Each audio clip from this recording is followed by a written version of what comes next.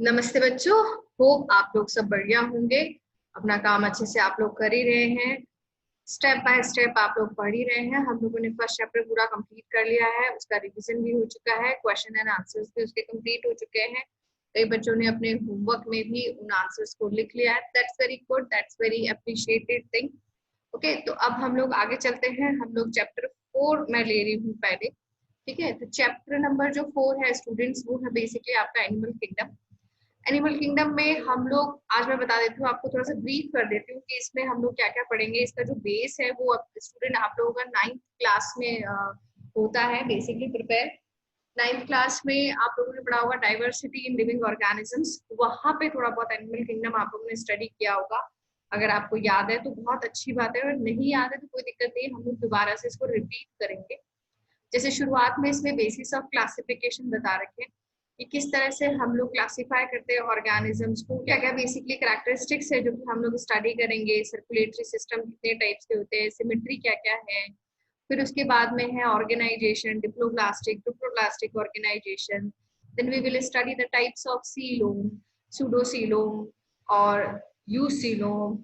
और एक और सीलोम होती है जो कि फॉल्स सीलोम होती है, और जिसमें कि बेसिकली सीलोम प्रेजेंट ही नहीं होता है, उसको हम लोग कहते हैं एसीलोम। ठीक है, सेगमेंटेशन हो गया, नोटोकोड हो गया। Then we will study the different different phylum. Phylum जैसे हम लोग स्टडी करेंगे पॉरीफेरा, तो पॉरीफेरा के क्या फीचर्स है। फिर उसके बाद में हम लोग स्टडी करेंगे coelenterata. Then after that we will study about the ctenophora, platyhelminthes, aschelminthes, annelida, arthropoda, and then mollusca, and last is the echinodermata. तो ये बेसिकली नॉन कॉर्डेट्स है, ये फाइलम है जिसकी हम लोग स्टडी करेंगे one by one with the proper features, with proper examples और proper distinguishing features। ठीक है, उसके बाद हम लोग स्टडी करेंगे हेमिकोटेटा। हेमिकोटेटा बेसिकली नॉन कॉर्डेट्स और कॉर्डेट्स के बीच में एक लिंक माना जाता है। उसके बाद हम लोग कॉर्डेट्स पढ़ते हैं। कॉर्डेट्स में स्टूडेंट्स हम लोग बेसिकली पढ़ेंगे वर्टिब्रेट्स। वर्टिब्रेट्स में भी हम लोग दो कैटेगरी पढ़ेंगे अलग अलग। Then we will study about the pisces, chondrichthyes, osteichthyes. और उसके बाद हम हमारे पास में जो टेट्रापोड्स होंगे, amphibians, reptile, AIIMS and mammals, उसकी स्टडी करेंगे वन बाय वन। तो बहुत इंटरेस्टिंग सा टॉपिक है, बहुत मतलब एक नोन आपको ऑर्गेनिजम्स मिलेंगे यहाँ पे पढ़ने के लिए, जिनके बारे में आप लोग स्टडी करोगे। उनके आसपास ही रहते हैं, जैसे आप देखो आर्थ्रोपोडा के जो ऑर्गेनिजम्स है वो आपके आसपास ही रहते हैं, उनके बारे में आप स्टडी करोगे। वॉर्म्स के बारे में स्टडी करोगे, तो that is quite very interesting topic. ठीक है, बट इसमें टर्म्स आएंगी, इसमें एग्जाम्पल्स आएंगे, तो इसलिए आपको स्टेप बाय स्टेप ही आप लोगों को उसको लर्न करना पड़ेगा। बायो में बहुत सारी टर्म्स होती है तो स्टूडेंट कंफ्यूज हो जाते हैं, लर्न नहीं कर पाते, तो बहुत बहुत जरूरी है कि आप टर्म्स को जिस टाइम पढ़ाई जा रही है उसी टाइम ही लर्न कर लें। ठीक है, उसके बाद मतलब इसको शुरू करने से पहले मैं थोड़ा सा बेसिक्स बता देती हूँ। बेसिक्स बच्चों मैं ले रही हूँ आप लोगों के लिए जो हमारे जो बेसिकली चैप्टर नंबर 2 है वो मैं ले रही हूँ। एक मिनट, यस। तो चैप्टर नंबर 2 में कि हम लोग स्टडी करते हैं टाइप्स ऑफ 5 किंगडम बेसिकली। ठीक है, तो 5 किंगडम कौन कौन से थे और किसने दिए थे। तो एक वेल नोन साइंटिस्ट है R.H. विटेकर, उसने 1969 में ही प्रपोज्ड 5 किंगडम क्लासिफिकेशन। ठीक है, तो 5 किंगडम क्लासिफिकेशन जो सिस्टम था वो सबसे पहले एक साइंटिस्ट R.H. विटेकर ने दिया था। ईयर है 1969। ठीक, the kingdoms defined by him were named like Monera, Protesta, Fungi and Plantae and the Animalia। तो ये 5 बेसिकली उन्होंने क्या दिए थे, किंगडम दिए थे। तो फर्स्ट हो गया आपका मोनेरा, सेकंड हो गया आपका प्रोटेस्टा, थर्ड हो गया आपका फंजाई, फोर्थ हो गया आपका प्लांटे और फिफ्थ हो गया आपका एनिमीलिया। जो मेन क्राइटेरिया थे for the classification used by him, वो क्राइटेरिया थे इनके like cell structure, organization, body organization mainly, mode of nutrition किस तरह का है, ऑटोट्रॉफिक है, हेटेरोट्रॉफिक है, रिप्रोडक्शन क्या है, एसेक्सुअल है, सेक्सुअल है, और फाइलोजेनेटिक रिलेशनशिप। जो बच्चों हम लोगों ने फर्स्ट चैप्टर में भी पढ़ा है कि फाइलोजेनेटिक रिलेशनशिप बेसिकली जो इवोल्यूशनरी रिलेशनशिप होता है उस पे बेस्ड होता है ना। तो मतलब सिंपल ऑर्गेनिज्म है उसी कॉम्प्लेक्स ऑर्गेनिज्म बन रहा है, और वो कॉम्प्लेक्स ऑर्गेनिज्म कहीं ना कहीं उस सिंपल ऑर्गेनिज्म से रिलेटेड है। जैसे हम लोग पढ़ते हैं कि जैसे पाइसिस है, पाइसिस के बाद हम लोग पढ़ते हैं एम्फीबियंस, तो amphibians were evolve from the Pisces, ठीक है। उसके अलावा रेप्टिलिया है, तो reptilia were evolve from the amphibians. इस तरह से हम लोग पढ़ते हैं। तो हर जो मतलब एक फाइलम है, जो हाई फाइलम है, वो कहीं ना कहीं जो लोअर फाइलम है उससे बिलोंग करता है, और किस तरह से बिलोंग करता है वो ही बेस्ड होता है एवोल्यूशनरी रिलेशनशिप का, ठीक है। तो सबसे पहला जो हमारा जो करेक्टर आ रहा है वो बच्चा आ रहा है सेल टाइप। तो सेल टाइप क्या है कि वेदर दे आर प्रोकैरियोटिक और यूकैरियोटिक। प्रो जो वर्ड होता है बच्चों, प्रो का मतलब होता है प्रिमिटिव, ठीक है, प्रिमिटिव मतलब हो गया पुराना। और जो कैरियन है, अगर मैं बताऊं आपको कैरियन, ये कैरियन का मतलब जो होता है बच्चों वो होता है न्यूक्लियस, ठीक है। तो कैरियन मतलब हो गया न्यूक्लियस, प्रो मतलब हो गया पुराना, प्रिमिटिव। तो ऐसे ऑर्गेनिज्म जिनमें की न्यूक्लियस वेल डेवलप्ड नहीं है या न्यूक्लियस प्रेजेंट ही नहीं है, उसके जगह कुछ अलग एक अनडिफाइंड रीजन प्रेजेंट होता है, उसको हम लोग स्टूडेंट कहते हैं, that is known as a nucleoid. ये न्यूक्लियोइड प्रेजेंट होता है मोनेरा में। इसके अलावा अगर आप देखें, ये चारों जो किंगडम आपको दिख रहे हैं, इसके अलावा जितने भी है प्रोटिस्टा, फंजाई, प्लांटे, एनिमेलिया, ये चारों बिलोंग करते हैं यूकैरियोटिक ऑर्गेनाइजेशन से या फिर यूकैरियोटिक सेल टाइप से। यानी इन चारों के अंदर ही न्यूक्लियस जो है वो वेल डेवलप्ड होता है। न्यूक्लियस का अगर आपने डायग्राम याद हो थोड़ा बहुत हल्का फुल्का, कि हम न्यूक्लियस पढ़ते हैं, उसके चारों तरफ फिर न्यूक्लियर मेम्ब्रेन होती है, फिर उस न्यूक्लियस में ही कहीं ना कहीं एक जेनेटिक मटेरियल प्रेजेंट होता है। जबकि मोनेरा ग्रुप से बिलोंग करने वाले ऑर्गेनिज्म में इस तरह कोई डिफाइंड रीजन नहीं होता, एक अनडिफाइंड रीजन होता है जिसको कि हम लोग कहते हैं न्यूक्लियोइड, ठीक है। क्लियर हो गया होगा आप लोगों को। तो यू मतलब होता है ईयू, ईयू मतलब होता है ट्रू, और प्रो मतलब होता है प्रिमिटिव, और कैरी ऑन मतलब होता है न्यूक्लियस। तो जिनमें ट्रू न्यूक्लियस प्रेजेंट है, वेल डिफाइंड न्यूक्लियस प्रेजेंट है, वो हो गया हमारे पास में चार kingdom, Protista, fungi, plantain, animalia. और जिसमें न्यूक्लियस प्रेजेंट है ही नहीं, जेनेटिक मटेरियल ऐसे ही रखा हुआ है सेल के अंदर एक अनडिफाइंड रीजन में जिसका नाम होता है nucleoid, they will come into this monera kingdom, ठीक है। आगे आपको बात समझ में। नेक्स्ट हम लोग बात करते हैं सेल वॉल की। तो सेल वॉल जो होती है बच्चों, इस मोनेरा ग्रुप के जो ऑर्गेनिजम्स होते हैं उनके अंदर बेसिकली बनी होती है पॉलीसेकेराइड की और अमीनो एसिड की। अमीनो एसिड आप लोगों को पता होगा, अमीनो एसिड बिलोंग करते हैं प्रोटीन से, ठीक है। तो प्रोटीन का जो मोनोमर होता है वो बेसिकली होता है अमीनो एसिड, ये अमीनो एसिड, अमीनो एसिड के ही पॉलीमराइजेशन से प्रोटीन फॉर्मेशन होता है। और पॉलीसेकेराइड, क्योंकि वर्ड ही पॉली आ रहा है, तो पॉली पॉली का मतलब भी होता है पॉलीमर, तो ये भी पॉलीमर ही है बेसिकली, एक कार्बोहाइड्रेट, कार्बोहाइड्रेट का ये कॉम्प्लेक्स फॉर्म होता है। तो कार्बोहाइड्रेट हम लोग पढ़ते हैं बायोमोलिक्यूल में, 11th क्लास में हम लोग पढ़ेंगे, मोनोसेकेराइड है, डाइसेकेराइड है, पॉलीसेकेराइड है। तो ये बेसिकली बनी होती है मोनेरा में cell wall, polysaccharide and amino acid, ठीक है। क्लियर हो गया होगा आप लोगों को। नेक्स्ट है प्रोटिस्टा में, कुछ में प्रेजेंट होती है और कुछ में प्रेजेंट नहीं होती है। इसका रीजन क्या है बच्चों? इसका रीजन ये है कि प्रोटिस्टा ग्रुप में हम लोग कुछ ऐसे ऑर्गेनिज्म भी रखते हैं जो कि ऑटोट्रॉफिक न्यूट्रिशन शो करते हैं, और कुछ ऐसे रखते हैं जो कि हेटरोट्रॉफिक न्यूट्रिशन भी शो करते हैं, ठीक है।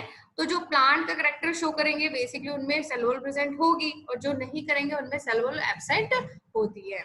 नेक्स्ट हम लोग बात करते हैं फंजाई की। तो फंजाई में भी सेल वॉल जो होगी वो प्रेजेंट होती है, और ये जो सेल वॉल होती है बच्चों, ये सेल वॉल बनी होती है काइटिन की, विदाउट सेल्यूलोज, मतलब एक सेल्यूलोज मटेरियल तो इसमें है नहीं। तो इसमें बेसिकली है क्या, इसमें आप लोगों के मटेरियल प्रेजेंट होता है काइटिन, मैं लिख देती हूँ यहाँ पे। तो फंजाई की जो सेल वॉल होती है बच्चों वो बनी होती है काइटिन से। प्लांट में सब लोगों को पता है सेल्यूलोज से बनी हुई सेल मेम्ब्रेन प्रेजेंट होती है। तो प्लांट के अंदर हम लोग यहाँ लिख देंगे the cell wall is made up of the cellulose. Animal में सेल वॉल एब्सेंट होती है, सिर्फ और सिर्फ सेल मेम्ब्रेन ही प्रेजेंट होती है, ठीक है। So animalia no cell wall, plantae they have cell wall which is made up of the cellulose, fungi they have cell wall which is made up of the chitin, protista some of protistans they have this cell wall, and some of will not have that cell wall.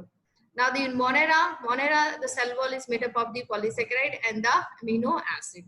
Now coming to the third point, which is a nuclear membrane. As I have already discussed that the nuclear membrane is not found in the Monera kingdom. So that's why it is absent in this Monera kingdom, whereas it is present in all rest of 4 kingdom. तो animalia में भी present है, Plantae में भी present है, fungi में भी, protista में भी. ठीक है, सिर्फ एब्सेंट है आपके किसमें, मोनेरा में. Now coming to the body organization, तो body organization I have discussed so many times. तो body organization सबसे पहले आपका स्टार्ट होता है सेल से. सेल के बाद बच्चों बनता है टिश्यू, जो ग्रुप ऑफ सेल्स होता है जो कि एक पर्टिकुलर फंक्शन परफॉर्म करता है, वो बनाता है टिश्यू. टिश्यू का जो ग्रुप होता है वो आगे चल के बनाता है ऑर्गन, और ऑर्गन से आगे चल के बनता है ऑर्गन सिस्टम. ठीक है, ऑर्गन सिस्टम बन गया, और ऑर्गन सिस्टम जो है उससे आगे चल के कंप्लीट बन जाती है बॉडी. ठीक, तो यहाँ जाहिर सी बात है जितना सिंपल ऑर्गेनिज्म होगा उसका बॉडी ऑर्गेनाइजेशन भी उतना ही सिंपल होगा.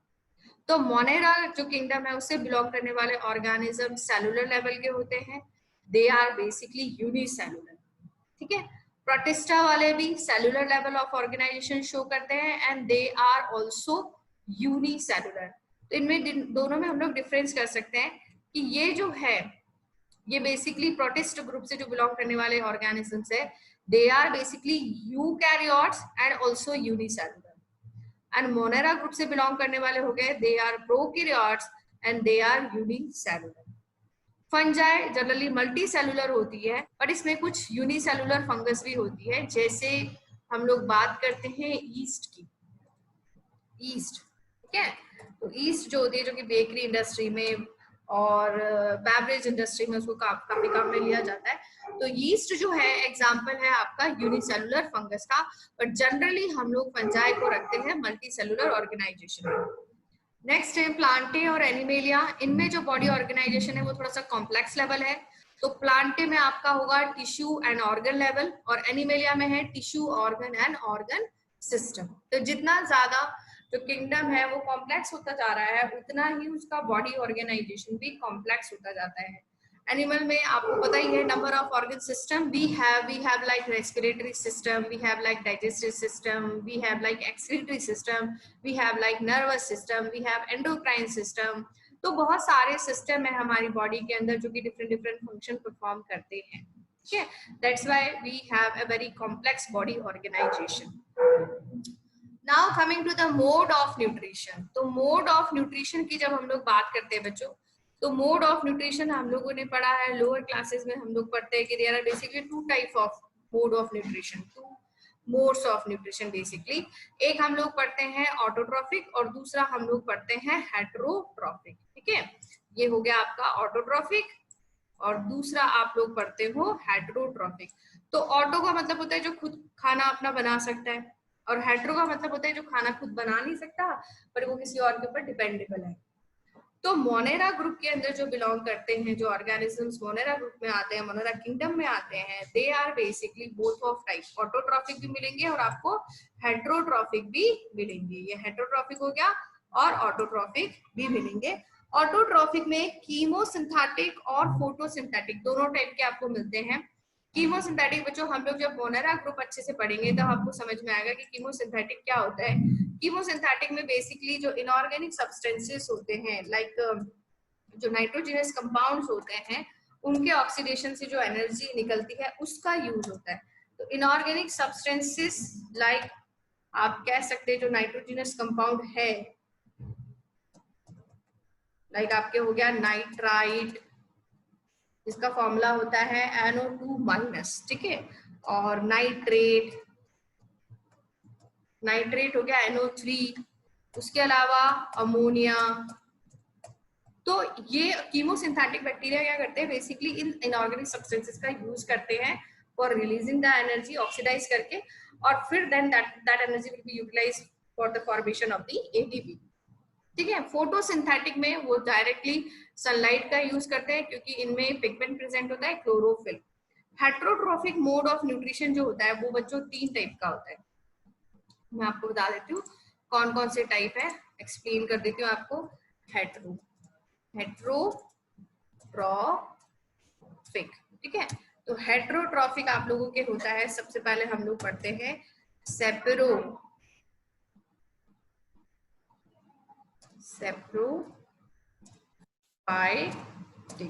ठीक। सेप्रोफाइटिक के बाद सेकंड में बता रही हूँ आपको पैरासिटिक मोड ऑफ न्यूट्रिशन होता है। और थर्ड जो होता है वो मैं बता रही हूँ आपको होलोजोइक, ठीक है। तो सेप्रोफाइटिक में basically dead and decay matter पे डिपेंडेंसी होती है।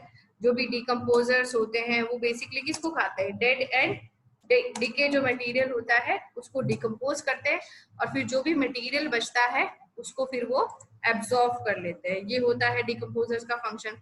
पैरासिटिक में बेसिकली लिविंग ऑर्गेनिजम्स पे डिपेंडेबल होते हैं, बट उसको किल नहीं करते हैं, उससे बस जो फूड होता है वो कहीं ना कहीं उससे लेते रहते हैं, मतलब उसका एक तरह से बेनिफिट उठा रहे होते हैं, बट उसको किल नहीं करते।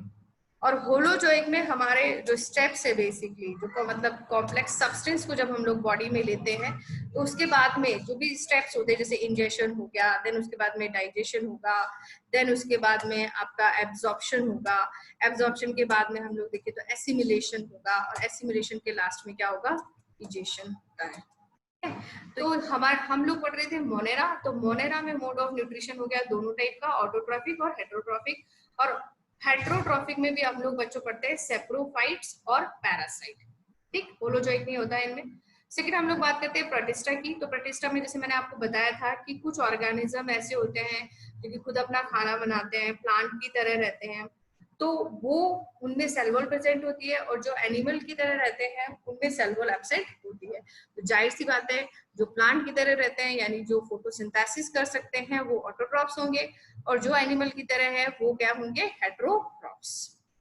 ये हमारा हो गया सेकंड प्रोटिस्टा में।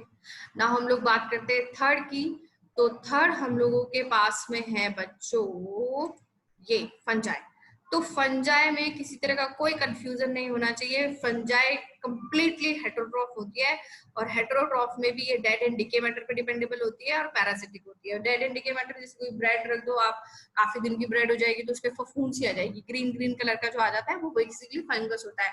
अचार होता है, अचार के ऊपर फंगस आ जाती है, ठीक है। Plantae autotrophic mode of nutrition होता है जनरली, और एनिमेलिया जो होता है वो heterotrophic mode of nutrition show करते हैं, जिसमें हम लोग होलोजोइक भी पढ़ते हैं, जिसमें सबसे पहले किसी भी सब्सटेंस को इंजेस्ट किया जाएगा, फिर उसको डाइजेस्ट किया जाएगा, फिर एब्जॉर्ब किया जाएगा, फिर एसिमिलेट किया जाएगा, और फिर उसको इजेस्ट कर दिया जाएगा, ठीक है। ये बेसिकली कुछ क्राइटेरिया है जिसके बेस पे ये 5 किंगडम दिए गए थे। आई थिंक ये पॉइंट आप लोगों को क्लियर हो गए होंगे। नहीं क्लियर हुए तो प्लीज मुझे मैसेज करना, मैं फर्दर इसको एक्सप्लेन कर दूंगी। So not to worry about that, but please do study, use this time, okay. Thank you so much.